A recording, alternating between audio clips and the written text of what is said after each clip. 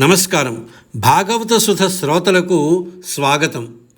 మనం విష్ణుమూర్తి దశావతారాల గురించి వినే ఉంటాం. కానీ వేదాలను రక్షించడానికి స్వామి ఎత్తిన అద్భుత అవతారం హయగ్రీవ అవతారం. అసలు సాక్షాత్తు ఆ వైకుంఠనాథుడికి గుర్రపు ముఖం ఎందుకు వచ్చింది? దీని వెనుక ఉన్న ఒక విచిత్రమైన కథ మీకు తెలుసా? ఈరోజు ఆ రహస్యాన్ని తెలుసుకుందాం.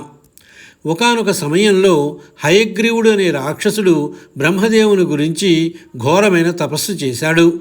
తనకు మరణం లేకుండా వరం కోరాడు. కానీ అది సాధ్యం కాదని బ్రహ్మ చెప్పడంతో తెలివిగా గుర్రపు ముఖం, మనిషి శరీరం ఉన్నవాడి చేతిలో తప్ప నాకు మరెవరి వల్ల మరణం సంభవించకూడదు అని వరం పొందాడు.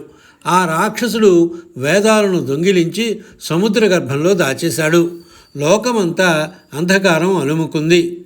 మరోవైపు దేవతలందరూ కలిసి ఒక యజ్ఞం చేస్తూ ఉండగా విష్ణుమూర్తి తన వింటిపై తల ఆనించి గాఢ నిద్రలో ఉన్నాడు. యజ్ఞం పూర్తి కావాలంటే స్వామి మేల్కోవాలి. అప్పుడు బ్రహ్మదేవుడు ఒక వమ్రి అనే పురుగును సృష్టించి ఆ వింటి నారిని కొరకమని చెప్పాడు.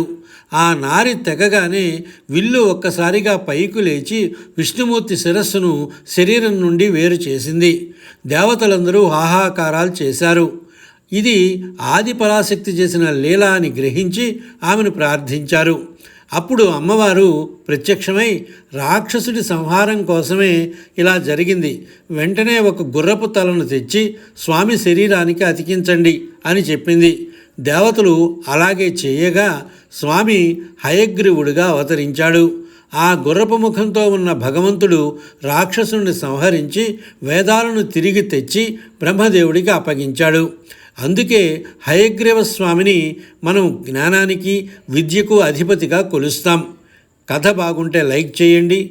మరిన్ని భాగవత కథల కోసం ఛానల్ని సబ్స్క్రైబ్ చేసుకోండి. స్వస్తి.